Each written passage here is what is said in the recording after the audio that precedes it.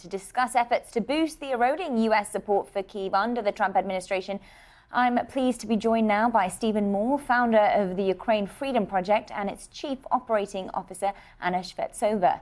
It's an NGO that helps funnel aid to Ukraine and educate Republican policymakers about the conflict. So welcome, both of you. Steven, I want to start off with you. Talk to me about your mission, coming at a time, of course, when Republicans are divided over the aid being sent to Ukraine. What kind of conversations are you having with conservative policymakers? Well, I was the chief of staff in the U.S. House of Representatives for about 7 years. Then I went to Ukraine on day 5 of the war to help. So I'm one of the few people in the world that's been to the Ukrainian front and to the floor of the House of Representatives. And, what we're hearing is that people in Congress are confused. No one likes Putin. Putin has a 9% approval rating in the United States.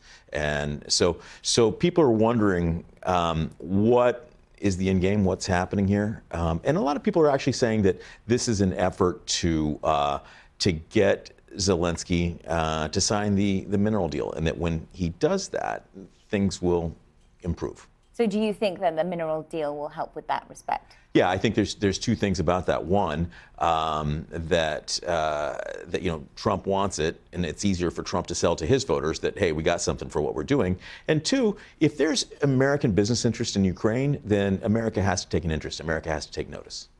And Steven, you just mentioned there about the supporters of Trump, and a lot of Americans that voted Trump in, well, they support the America First policy. So is there a worry among conservatives that by continuing to send aid to Ukraine, that is going to alienate those supporters? Yeah, aid to Ukraine is wildly unpopular among the Republican base. And a lot of that is because there's massive amounts of, this sounds so trite, Russian propaganda directed towards conservatives. But there is a lot of misinformation out there. And so one of the things we do is get good information to Republican policymakers so they can make better decisions. And Anna, I want to bring you in here. Zelensky has said that he would step down as president in exchange for joining NATO. How do Ukrainians feel about that? There are interesting things which are happening in Ukrainian society right now.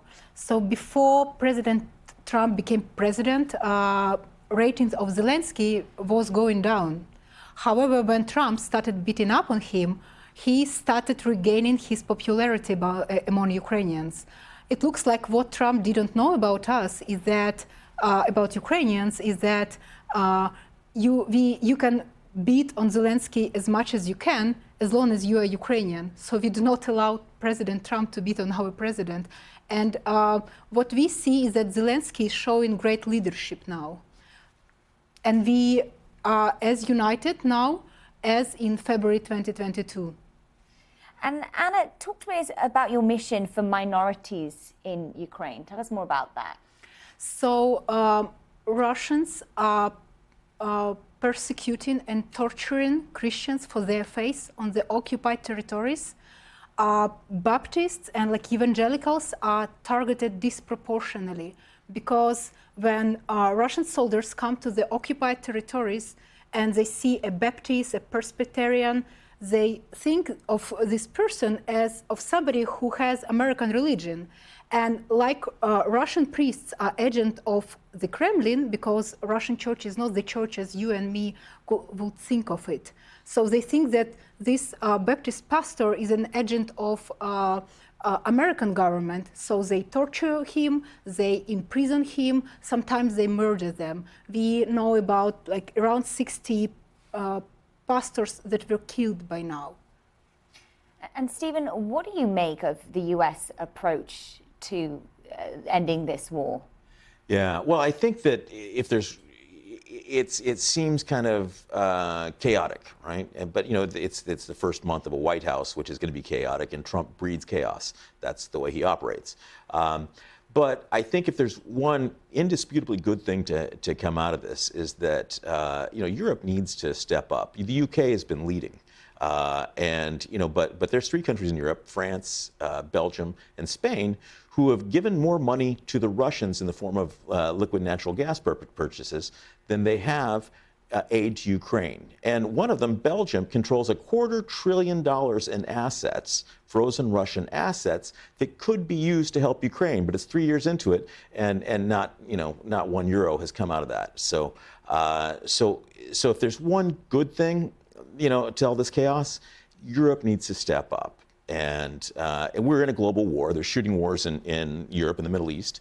And if Taiwan and the Korean Peninsula light up, then the United States military is designed to work on 2 fronts. So that's 4 fronts. One of them needs to be taken on by Europe. And are you finding it difficult to get support from the conservatives for Ukraine when you're having these conversations?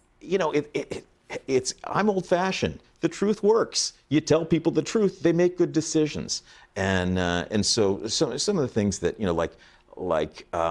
there's 20,000 Ukrainian children that the Ukrainian government has identified that have been trafficked to Russia. And when you tell them about this, they're reminded that Vladimir Putin's evil, and if I was advising Trump, I would tell him, limit your exposure to Vladimir Putin. He's a bad guy and nobody likes him. And Stephen, I want to get your thoughts here because you mentioned that Europe should step up when it comes to this conflict. But we are seeing that the UK is set to impose sanctions tomorrow, as well as the EU. But on the other hand, we're seeing the US and Trump almost cozying up to Russia in some ways. Is there a risk that they could actually remove sanctions? We're seeing actually maybe a divergence with Europe and the US. What do you make of that? Yeah, I think removing sanctions from Russia right now would be counterproductive. The Russian economy's on the rocks. We're seeing the sanctions. Biden finally put in the sanctions that he needed to put in 25 days before he left office. So it's time to let those sanctions do some work. And I think it would be premature to let up on Putin before you get something out of it. And Anna, very, very quickly, because we don't have much time, but any message that you have, of course, ahead of this anniversary? We see America as our partner in this war. It's our ally, and we see Russia as our mutual long-time adversary. And we expect, we hope that Trump, in spite of, he might be saying the wrong things, the things that we do not like, but we expect him to make the right steps. Right. All right. Thank you so much, Steven Moore there and Anna Shvetsova of the Ukrainian Freedom Project.